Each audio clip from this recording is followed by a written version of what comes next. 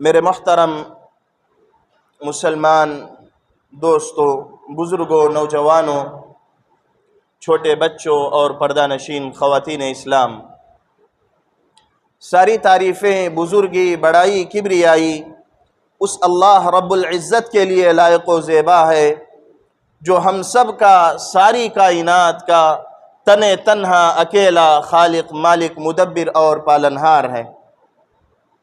بعد درود و سلام نازل ہو اللہ سبحانہ و تعالیٰ کے سارے ہی چنندہ بندوں پر، نبیوں پر، رسولوں پر، متقیوں پر، صالحین پر، شہداء پر، اور خصوصاً میرے اور آپ کے آخری نبی جناب محمد الرسول اللہ صلی اللہ علیہ وسلم پر، جنہوں نے ہمیں زندگی جینے کا رنگ ڈھنگ، طور طریقہ، قرینہ اور سلیقہ سکھلایا، صلوات ربی وسلامہ وبرکاتہ علیہ۔ میرے محترم مسلمان بھائیوں اور بہنوں، ابھی ہم دو ایسی عبادتیں انجام دے کر آ رہے ہیں۔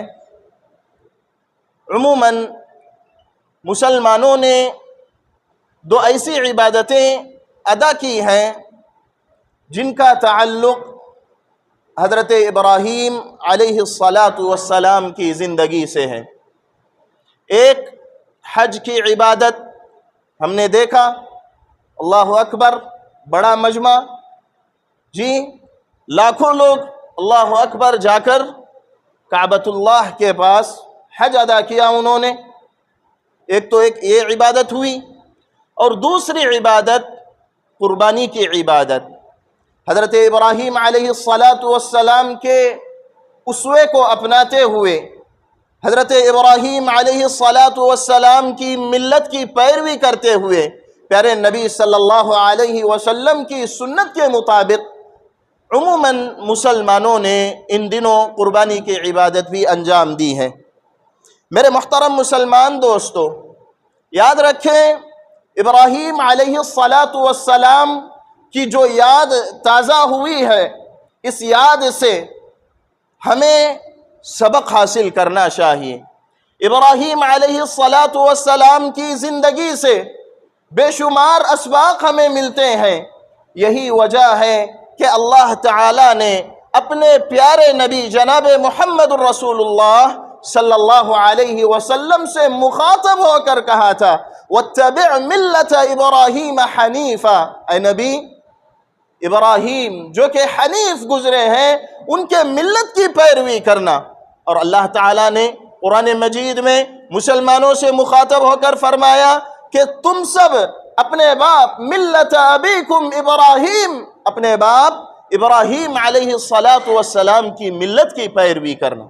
اور اللہ تعالیٰ نے دو ٹوک الفاظ میں ارشاد فرمایا قَدْ كَانَتْ لَكُمْ أُسْوَةٌ حَسَنَةٌ فِي إِبْرَاهِيمَ وَالَّذِينَ آمَنُوا مَعَهُ، کہ مومنوں کے لیے ابراہیم علیہ السلام کی زندگی میں بہترین نمونہ پایا جاتا ہے۔ یہ سب باتیں کس بات پر دلالت کرتی ہیں؟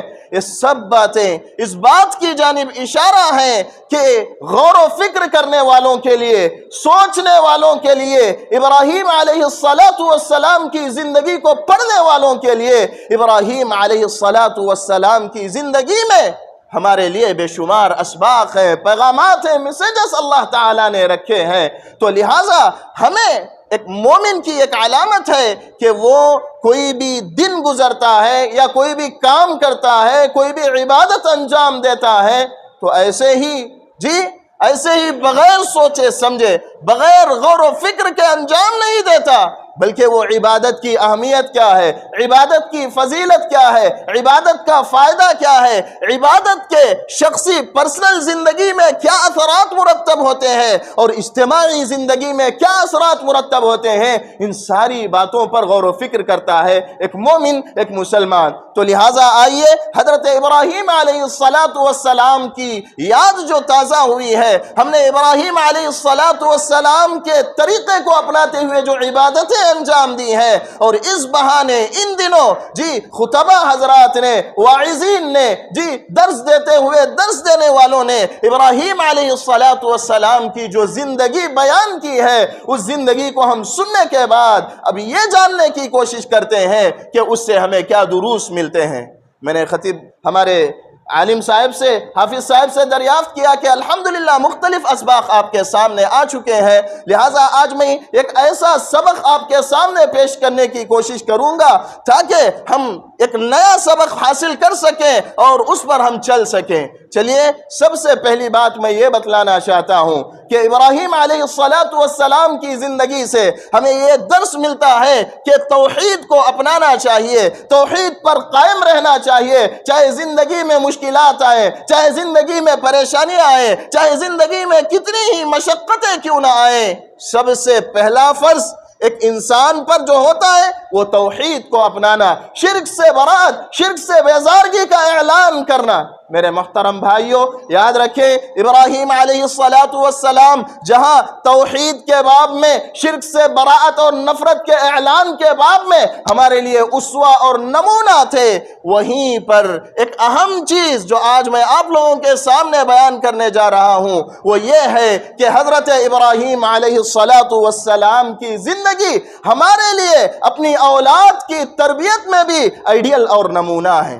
اپنی اولاد کی تربیت میں، اپنے بچوں کی تربیت میں، اپنی بیٹیوں کی تربیت میں، اپنے بیٹوں کی تربیت میں، اپنے گھر والوں کی تربیت میں حضرت ابراہیم علیہ السلام ہمارے لیے نمونہ ہے، ہمارے لیے اسوہ ہے، ہمارے لیے آئیڈیل ہے۔ میرے محترم بھائیوں، یاد رکھیں حضرت ابراہیم علیہ السلام وہ شخصیت ہیں، وہ انسان ہیں جنہیں اولاد کی نعمت بالکل بڑھاپے میں نصیب ہوئی۔ اللہ اکبر! بڑھاپے میں اولاد کی تمنائیں کرتے رہے، اولاد کے لیے دعائیں کرتے رہے، رب سے دعا کرتے، ربی حب لی من الصالحین، اے میرے رب مجھے نیک اولاد عطا فرما، اے میرے رب مجھے نیک اولاد عطا فرما۔ میرے محترم بھائیوں، سب سے پہلا پوائنٹ یہ ہے کہ آدمی اولاد کی تمنا دل میں رکھے یہ ناکافی ہے، تمنا کے ساتھ ساتھ اللہ سبحانہ وتعالی سے دعا کرنا چاہیے۔ ربی حب لی من الصالحین، اپنی زبانوں سے بار بار جب کبھی ہم ہاتھ اٹھاتے ہیں اللہ سے دعا کرنا چاہیے، ربی حب لی من الصالحین، اے میرے رب مجھے نیک اولاد عطا فرما۔ چلیے، ابراہیم علیہ السلام دعائیں کیا کرتے تھے، ہمیشہ دعا کرتے تھے۔ اللہ اکبر! ایک مدت گزر گئی، ایک لمبی عمر گزر گئی، اس کے بعد اللہ سبحانہ وتعالی نے 2 اولاد انہیں عطا فرمائی، حضرت اسحاق علیہ السلام، حضرت اسماعیل علیہ السلام۔ اور یہ کب؟ اللہ اکبر! روایتوں میں آتا ہے بالکل بڑھاپے کی حالت میں، بالکل بڑھاپے کی حالت میں۔ جی تفسیر قرطبی میں امام قرطبی رحمہ اللہ نے ابن عباس رضی اللہ عنہ کا قول نقل کیا ہے، کہتے ہیں کہ اسماعیل علیہ السلام کب پیدا ہوئے؟ اس وقت جبکہ حضرت ابراہیم کی عمر 99 سال، 99 ایئرس کے ہو چکے تھے حضرت ابراہیم۔ پھر اس کے بعد اسحاق علیہ السلام کی ولادت کب ہوئی؟ امام قرطبی ابن عباس رضی اللہ عنہما کا قول نقل کرتے ہیں کہ حضرت ابراہیم علیہ السلام کی عمر 112 سال کی تھی۔ تو اللہ اکبر! اس بڑھاپے کے عالم میں اللہ تعالیٰ نے انہیں اولاد عطا کی۔ اولاد عطا کرنے کے بعد سب سے پہلے کیا کرتے ہیں؟ اللہ کا شکر ادا کرتے ہیں، اللہ تعالیٰ کا شکر ادا کرتے ہیں، اللہ تعالیٰ کی حمد و ثنا بیان کرتے ہیں، اللہ تعالیٰ کی تعریف بیان کرتے ہیں، اللہ تعالیٰ کی کبریائی بیان کرتے ہیں۔ دوسرا سبق میرے محترم بھائیوں، زندگی میں کوئی بھی آپ کو نعمت ملے، زندگی میں مجھے اور آپ کو جو کوئی اللہ تعالیٰ نعمت دے، چاہے چھوٹی نعمت ہو، چاہے بڑی نعمت ہو، چاہے فوراً ملے، چاہے آخر میں تاخیر سے ملے، لیٹ سے ملے، جب کبھی کوئی نعمت ملے پہلا کام کیا کرنا ہے؟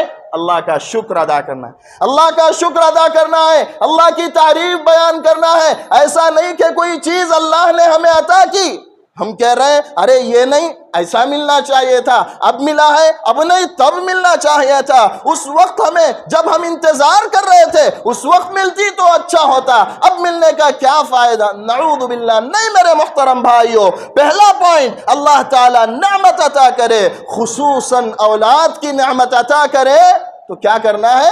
اللہ تعالیٰ کا شکر ادا کرنا ہے۔ دیکھیں حضرت ابراہیم علیہ السلام کے الفاظ دیکھیں، الحمدللہ الذی وہب لی علی الکبر اسماعیل و اسحاق ان ربی لسمیع الدعاء۔ اللہ اکبر کہنے لگے اس ذات کا شکر ہے، اس اللہ کا شکر ہے جس نے بڑھاپے کے باوجود، بڑھاپا، اللہ اکبر، لوگ مایوس ہو جاتے ہیں، لوگ مایوس ہو جاتے ہیں، تھک ہار جاتے ہیں، فلاں جگہ گئے، ڈاکٹر کے پاس گئے، ڈاکٹرنی کے پاس گئے، فلاں گئے، فلاں، اللہ اکبر، لوگ اولاد کے لیے پھرتے پھرتے جی ترستے ہوئے مایوس ہو جاتے ہیں، لیکن اللہ بند دروازے کھولنے والا ہے۔ جہاں آپ کو راستہ نظر نہیں آتا میرے محترم بھائیوں، اللہ پر بھروسہ کریں گے، اللہ راستے کھولے گا، اللہ تعالیٰ آپ کو نعمتیں وہاں سے عطا کرے گا جہاں سے آپ کو امکان نہیں، جی اس وقت میں ملنے کا امکان آپ کے ذہن کے مطابق نہیں ہوگا، لیکن اللہ تعالیٰ جب راستے کھولتا ہے تو جہاں راستہ نہیں ہوتا وہاں راستہ کھل جاتا ہے میرے محترم بھائیوں۔ کہنے لگے حضرت ابراہیم الحمدللہ الذی وہب لی علی الکبر اسماعیل و اسحاق ان ربی لسمیع الدعاء، اس اللہ کا شکر ہے جس نے بڑھاپے کے باوجود مجھے اسماعیل اور اسحاق دو بیٹوں کی نعمت سے اللہ نے نوازا۔ ان ربی لسمیع الدعاء، کہنے لگے یقین دیکھیے ان کا اللہ پر کانفیڈنس، بھروسہ دیکھیے، توکل دیکھیے، ان ربی لسمیع الدعاء، ہاں میں جانتا تھا میرا رب ایک نہ ایک دن کیا کرنے والا ہے، میری دعا کو سننے والا ہے، دعا کو سننے والا ہے۔ تو دوسرا سبق میرے محترم بھائیوں شکر ادا کرنا، اور تیسرا سبق کیا ہے، ان ربی لسمیع الدعاء، ہم جو دعائیں کرتے ہیں، جو دعا ہم کرتے ہیں اللہ کے دربار میں، پیارے نبی نے فرمایا، جی کیا کہا اللہ کے نبی، دعا ایسے کرو کہ دعا آپ کی قبول ہونے والی ہے، دعا آپ کی قبول ہو کر رہے گی، اتنا یقین ہو، اتنا کانفیڈنس ہو، اتنا اللہ کی ذات پر بھروسہ ہو۔ میرے محترم بھائیوں دعا ایسے کرنی چاہیے، جو دعا مکمل بھروسے کے ساتھ کی جاتی ہے۔ آپ کو معلوم ہے سارے دروازے بند ہیں، ایک کام آپ کو کرنا ہے، کوئی دنیاوی سہولت سبب آپ کو ریزن نظر نہیں آ رہا کام ہونے کا، لیکن آپ نے اللہ کے دربار میں ہاتھ اٹھایا، ہاتھ اٹھاتے ہوئے آپ کے دل میں ایمان تھا، یقین تھا، اللہ پر مکمل بھروسہ تھا، تو یاد رکھو میرے محترم بھائیوں وہ دعا قبول ہو کر رہے گی، بالکل ضرور بضرور اللہ تعالیٰ وہ دعا قبول فرمائیں گے۔ ان ربی لسمیع الدعاء، اس میں وہی اشارہ ہے، حضرت ابراہیم کہتے ہیں مجھے معلوم تھا کہ میرا رب کیا کرنے والا ہے، میری دعا کو قبول کرنے والا ہے، ایک نہ ایک دن میری دعا قبول ہوگی۔ موسیٰ علیہ السلام کو دیکھو، فرعون اور اس کا لشکر بھگاتے ہوئے آیا، کیسا بھروسہ، اللہ کی ذات پر یقین کیسے مکمل، فرعون اور اس کی لشکر بھگاتے ہوئے آئی، موسیٰ اور ان کی قوم جا رہے ہیں، پیچھے فرعون اور اس کی لشکر، ظالم بادشاہ، سامنے کیا تھا بولو، سمندر تھا میرے محترم بھائیوں، کہیں جانے کا رستہ ہے، جا سکتے ہیں، نہیں بالکل۔ قوم نے کہا، قوم نے حضرت موسیٰ سے کہا موسیٰ کیا کرے، کیا کرے، پیچھے لشکر ہے، سامنے سمندر ہے، نہ ادھر جا سکتے نہ ادھر جا سکتے، یا تو مرو یا تو مڑ جاؤ دوبارہ۔ تو فوراً حضرت موسیٰ علیہ السلام نے کہا نہیں، میرے رب پر، میرے رب کی ذات پر مجھے بھروسہ ہے۔ فوراً رب کی جانب سے سبحان اللہ حکم ہوا کہ سمندر پر عصا مارے، لاٹھی مارے، جی راستہ ہموار ہو گیا۔ تو میرے محترم بھائیو یاد رکھیں بھروسہ اللہ پر ہمارے جانب سے ایسے ہونا چاہیے، بالکل 1% بھی اس کے اندر جی گنجائش شک کی نہیں ہونی چاہیے۔ جی آج ہم اللہ اکبر دعائیں کرتے ہیں، ہم دعائیں کرتے کرتے تھک جاتے ہیں، مایوس ہو جاتے ہیں، کہنے لگتے ہیں ہم نے دعا کی، دعا قبول نہیں ہوئی۔ پیارے نبی صلی اللہ علیہ وسلم کہتے ہیں اللہ تعالیٰ اس وقت تک بندے کی دعا قبول کرتے ہیں جب تک کہ وہ یہ کہہ دیتا ہے کہ کیا ہے، میں ایسا کیا یہ نہیں ملا، ویسا دعا کیا یہ نہیں ملا، نہیں یہ نہیں بولنا، کرتے جاؤ دعا کرتے جاؤ۔ پیارے نبی صلی اللہ علیہ وسلم نے فرمایا، حدیث یاد آ رہی ہے میرے کو کہ اللہ کے نبی نے کہا 3 چیزیں ملتے ہیں آدمی دعا کرتا ہے، یا تو جو ہم مانگتے ہیں وہ مل جاتا ہے، یا تو اللہ اس دعا کے بدلے میں ہم پر آنے والی فیوچر میں کوئی مصیبت آ رہی ہے، کوئی مشکل ہے، کوئی بلا ہے، وبا ہے، اس سے بچا لیتے ہیں۔ 2 فائدے ہو گئے، یہ بھی نہیں ہوتا ہے وہ بھی نہیں ہوتا ہے، تو تیسرا فائدہ کیا ہے؟ پیارے نبی علیہ الصلوۃ والسلام نے کہا آخرت کے لیے اٹھا کر رکھ دی جاتی ہے، وہ دعا آخرت کے لیے اٹھا کر رکھ دی جاتی ہے، لہٰذا ہم جلد باز ہیں، ناشکرے ہیں، دعا کرتے ہیں، اللہ تعالیٰ دیکھتا رہتا ہے بندے کو، بندے کا امتحان لیتا ہے، بندے کو آزمائش میں ڈالتا ہے، کب تک میرا بندہ ایمان پر ثابت قدم رہے گا، توحید پر ثابت قدم رہے گا، اس کا یقین کب تک رہے گا، توکل کب تک رہے گا۔ میرے محترم بھائیوں، ہم کہنے لگتے ہیں میں نے دعا کی، اللہ نے قبول نہیں کی۔ میرے محترم، بہت سے ایسے لوگ آپ کو ملیں گے، جی بہت سے لوگ ملیں گے آپ کو، اللہ اکبر، مایوس ہو کر اللہ کی عبادت چھوڑ دیتے ہیں، مایوس ہو کر نمازیں چھوڑ دیتے ہیں، مایوس ہو کر خیر خیرات چھوڑ دیتے ہیں، مایوس ہو کر دین پر چلنا چھوڑ دیتے ہیں، صرف عبداللہ عبد الرحمن ان کا نام ہوتا ہے۔ ایسے بالکل نہیں ہونا چاہیے میرے محترم بھائیوں۔ حضرت ابراہیم کو 99 سال 99 ایئرس میں اللہ نے جی اسماعیل، اور 112 سال میں کیا ہے حضرت اسحاق علیہ السلام عطا کیا۔ تو لہٰذا یہ تیسرا سبق ہے کہ اللہ پر ہمیں مکمل یقین اور بھروسہ ہونا چاہیے۔ میرے محترم بھائیوں، آئیے ہم آگے بڑھتے ہیں۔ حضرت ابراہیم علیہ السلام کی زندگی سے اولاد کے سلسلے میں ہمارے لیے کیا پیغام ہے، کیا میسج ہے، وہ دیکھنے کی کوشش کرتے ہیں۔ سب سے پہلی چیز کیا ہے میرے محترم بھائیوں؟ اولاد کے حق میں دعا کرنا۔ اولاد کے حق میں، ایک تو اولاد مانگنے کی دعا الگ ہے، دوسرا کیا ہے اولاد کے لیے دعا کرنا، اولاد کے حق میں دعا کرنا۔ ایک تو ہم نے پہلے کیا کر لیا، اولاد کے سلسلے میں دعا کر لی، اب دوسرا کیا ہے اولاد کے لیے، اولاد کے حق میں دعا کرنا۔ اولاد کے حق میں دعا کیا ہے؟ دیکھیں حضرت ابراہیم علیہ السلام جب کبھی ہاتھ اٹھاتے ہیں اپنی اولاد کے لیے دعا کرتے ہیں۔ ایک دعا اللہ تعالیٰ نے نقل کی ہے، رب اجعلنی مقیم الصلاة ومن ذریتی ربنا وتقبل دعا۔ کیا کہتے ہیں؟ رب اجعلنی مقیم الصلاة، اے میرے رب مجھے نماز کا پابند بنا، مجھے نماز کا پابند بنا۔ اس کے بعد آگے کیا کہتے ہیں دیکھیے، وَمِن ذُرِّيَّتِي، اللہ اکبر، میری اولاد کو نماز کا پابند بنا، میری اولاد کو بھی نماز پڑھنے والا بنا، میری اولاد کو بھی نماز کی فکر ان کے ذہن و دماغ میں ڈال دے۔ اللہ سے دعا کرتے ہیں۔ تو لہٰذا ہمیں بھی اپنی اولاد کے سلسلے میں، دین کے سلسلے میں، خصوصاً کس سلسلے میں؟ دین کے سلسلے میں، اولاد کی دینی تربیت کے سلسلے میں فکر مند ہونا چاہیے، ان کے لیے دعا کرنا چاہیے۔ جہاں ہم اپنے لیے دعا کرتے ہیں رب اجعلنی، اللہ مجھے نماز کا پابند بنا، وہیں پر کیا کریں؟ اللہ میری اولاد کو بھی نماز کا پابند بنا۔ دیکھیں حضرت ابراہیم علیہ السلام دعا کرتے ہیں رب اجعلنی مقیم الصلاة ومن ذریتی۔ تو لہٰذا اولاد کے حق میں بھی ہمیں کیا کرنا چاہیے؟ دعا کرتے رہنا چاہیے۔ اور چوتھی بات یہاں پر ہمیں یہ معلوم ہوتی ہے کہ اولاد کی تربیت کے سلسلے میں توحید کے بعد، شرک سے براءت اور توحید کے اثبات کے بعد سب سے اہم چیز کیا ہے؟ نماز۔ نماز ہے میرے محترم بھائیوں، نماز۔ بچوں کی ہماری نماز پرفیکٹ ہے، ہمارے بچے نماز کے پابند ہیں، بچوں کے اندر نماز کا شوق پیدا ہو رہا ہے ہماری زندگی میں، تو یاد رکھیں اللہ کے فضل و کرم سے ہماری تربیت صحیح ہو رہی ہے۔ اگر ہم نمازی تو ہیں لیکن اولاد نماز کی جانب نہیں آ رہی ہے تو کہیں نہ کہیں فرق ہے۔ فرق کہاں ہے؟ یا تو ہم ان کی تربیت اس ناحیے سے نہیں کر رہے، ایک بات، اور دوسری بات کیا ہے؟ یا تو دعا نہیں کر رہے، تربیت تو کر رہے ہیں، ہاں نماز کو آبا، نماز کو آبا، جب کبھی ہم آتے ہیں بلاتے ہیں جی اس کے لیے ٹوپی دیتے ہیں یا اس کے لیے کپڑوں کا انتظام کرتے ہیں، بعض لوگ جبہ شری کا انتظام کرتے ہیں نماز کے لیے، لیکن پھر بھی نہیں آتا۔ وجہ کیا ہے؟ دعا نہیں کر رہے۔ وہی دعا حضرت ابراہیم کیا کرتے تھے، رب اجعلنی مقیم الصلاة ومن ذریتی، اے میرے رب مجھے نمازی بنا، میرے بچوں کو بھی نمازی بنا۔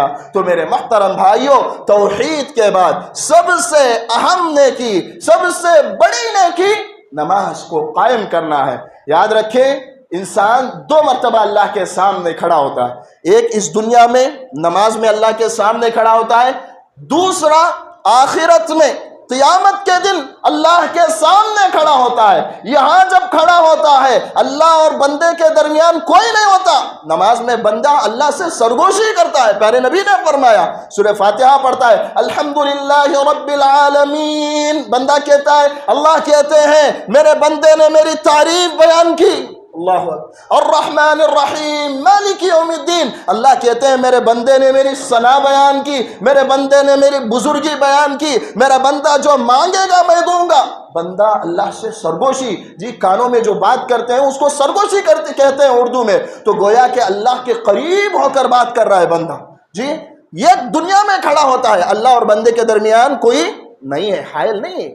دوسرا، قیامت کے دن، سبحان اللہ، قیامت کے دن اللہ ہوں گے، بندہ ہوگا، دونوں کے درمیان اور کوئی نہیں ہوں گے، دونوں کے درمیان اور کوئی نہیں ہوں گے، بندہ اللہ کے سامنے کھڑا ہوگا، بس وہاں ہوں گے تو اس کے اعمال ہوں گے۔ اور علماء کرام نے لکھا ہے، شیخ عبد الرزاق البدر حفظہ اللہ نے کہتے ہیں جو بندہ اس دنیا میں اللہ کے سامنے کھڑا ہونا سیکھ لے گا، جو بندہ اس دنیا میں اللہ کے سامنے کھڑنے کا سلیقہ سیکھ لے گا، وہ کل قیامت کے دن اللہ کے سامنے آرام سے ٹھہرے گا۔ کیا مطلب؟ جو بندہ اس دنیا میں نمازوں کی پابندی کرے گا، اللہ کے سامنے کھڑا ہوگا، دن میں 5 مرتبہ نماز ادا کرے گا، اللہ کے سامنے کھڑا ہو کر نماز پڑھے گا، اللہ تعالیٰ کے پاس قیامت کے دن وہ آرام سے کھڑا ہوگا، اللہ تعالیٰ کے سوالوں کا جواب دے گا اور اللہ تعالیٰ اس کے لیے حساب آسان فرمائیں گے۔ تو میرے محترم بھائیوں، حضرت ابراہیم کی زندگی سے جو بات ہمیں وہ معلوم ہوتی ہے وہ یہ ہے کہ اولاد کی تربیت میں نمبر 1 توحید ہے، اور نمبر 2 نماز کا خیال کرنا، نماز کے لیے دعائیں کرنا جب کبھی ہم ہاتھ اٹھاتے ہیں۔ اسی لیے پیارے نبی علیہ السلام نے فرمایا، مروا اولادکم بالصلاة وهم ابناء 7 سنین واضربوهم علیہا وهم ابناء 10 سنین وفرقوا بینہم فی المضاجع۔ جی کیا کہا اللہ کے نبی نے؟ اپنے بچوں کو جب وہ 7 سال کے ہو جائیں، کتنے سال کے؟ 7 ایئرس، 7 سال کے ہو جائیں، نماز کا حکم دو۔ آپ نماز کو جا رہے ہیں، نماز کو بلا کے لاؤ، جی بولو بچے نماز کو چلو، اذان ہو گئی ہے، نماز کا حکم دو۔ ہاں 7 سال میں نماز کا حکم دینا ہے۔ جب وہ 10 سال کے ہو جائیں تو کیا کرنا ہے؟ وَاضْرِبُوهُمْ عَلَيْهَا وَهُمْ أَبْنَاءُ 10 سنین۔ 10 سال کے ہو جائیں، بچہ نماز کی جانب نہیں آتا ہے، نماز کے سلسلے میں اسے فکر نہیں ہے، نماز کی جانب کان نہیں دھرتا ہے، آپ کی بات نہیں سنتا ہے، اس کو مارنا بھی چاہیے۔ اس کو سبق کیسے سکھائیں گے؟ ہلکا سے مار کے، تاکہ بچے کو احساس ہو کہ نماز وہ عبادت ہے جس کے چھوڑنے پر پیارے نبی علیہ السلام نے مارنے کا حکم دیا ہے۔ تو میرے محترم بھائیوں، اس سے ایک بات ہمیں یہ بھی معلوم ہوتی ہے کہ ہم جب دعا کرتے ہیں نیکی کے سلسلے میں تو اپنی اولاد کی تربیت کے سلسلے میں، نماز کے سلسلے میں بھی دعا کرنا چاہیے۔ اسی طرح اولاد کے حق میں کیسے دعا کرنا ہے، آگے دیکھیے حضرت ابراہیم علیہ السلام کی ایک اور دعا اللہ تعالیٰ نے نقل کی ہے۔ اللہ تعالیٰ سے حضرت ابراہیم دعا کرتے ہیں، وَجْنُبْنِي وَبَنِيَّ أَن نَعْبُدَ الْأَصْنَامَ، اے اللہ مجھے اور میرے بچوں کو بتوں کی عبادت سے بچا، شرک سے بچا، توحید پر ثابت قدم رکھ۔ میرے محترم بھائیوں، اللہ تعالیٰ کا فضل ہے، قرآن و سنت پر چلنے والے توحید پر ثابت قدم رہتے ہیں، لیکن ایسے دن آ رہے ہیں، ایسا زمانہ چل رہا ہے، بڑا ہی پرفتن دور، بچوں کی اگر ہم اچھی تعلیم و تربیت کی فکر نہ کریں تو میرے محترم بھائیوں یاد رکھیں، شرک پر کبھی بھی جا سکتے ہیں، ان کا قدم کبھی بھی پھسل سکتا ہے۔ آج کل ہم دیکھتے ہیں کتنی چیزیں توحید کے منافی، کتنی چیزیں ہم اس کے بارے میں سوچتے نہیں، یہ بھی توحید کے منافی ہے، یہ بھی شرک ہے، نہیں سوچتے میرے محترم بھائیوں۔ بارش پڑتی ہے، اللہ کے فضل سے پڑھنا چاہیے، اللہ تعالیٰ کا فضل ہے کہنا چاہیے، لیکن ہم کیا کہتے ہیں؟ اپنی زبانوں کو دیکھیں، ہم جو الفاظ استعمال کرتے ہیں، جی وہ الفاظ جو ہے نا شرک پر دلالت کرتے ہیں۔ میرے محترم بھائیوں، اسی طرح ہم جی مختلف اپنی زندگی میں دیکھیں، گھر سے نکلتے ہیں، بلی سامنے آ گئی، ڈرنے والے ڈر جاتے ہیں، کیا ہے یہ؟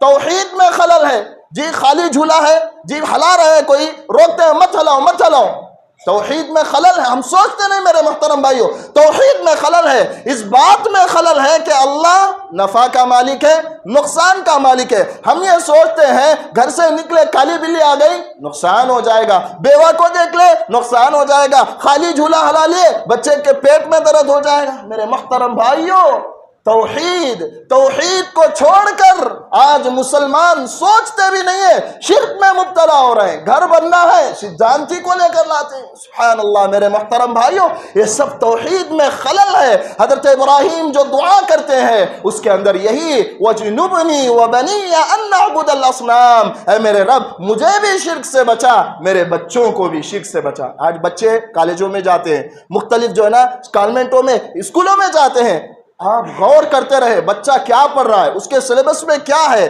کہیں ایسی بات تو نہیں جو توحید کے منافی ہے، کہیں ایسی بات تو نہیں جو اس کو شرک کی جانب ڈھکیل رہی ہے۔